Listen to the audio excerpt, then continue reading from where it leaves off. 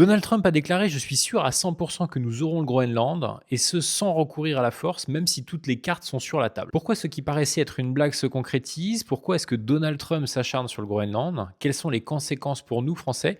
Ce sont les sujets du jour et je vous explique. Ce week-end, Trump a remis une couche sur sa volonté d'annexion du Groenland.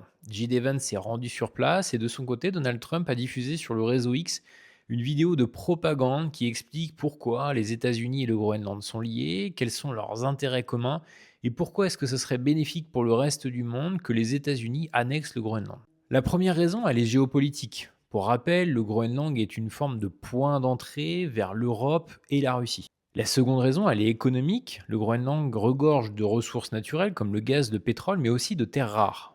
Dans la conjoncture actuelle, il faut rappeler que les États-Unis ont deux rivaux, ce sont la Russie et la Chine, que ce soit sur le plan géopolitique mais également économique. La Chine est le premier producteur de terres rares et bien évidemment les États-Unis veulent se rendre le plus autonome possible. Quant au gaz et au pétrole, eh bien c'est la même chose mais avec la Russie. Dans sa vidéo, Donald Trump évoque la volonté expansionniste de la Russie. Lorsque l'on entend ça, on voit ça un petit peu comme une boîte de Pandore qui serait ouverte, avec l'idée de si la Russie le fait, pourquoi nous ne le ferions pas, dans l'idée d'annexion du Groenland.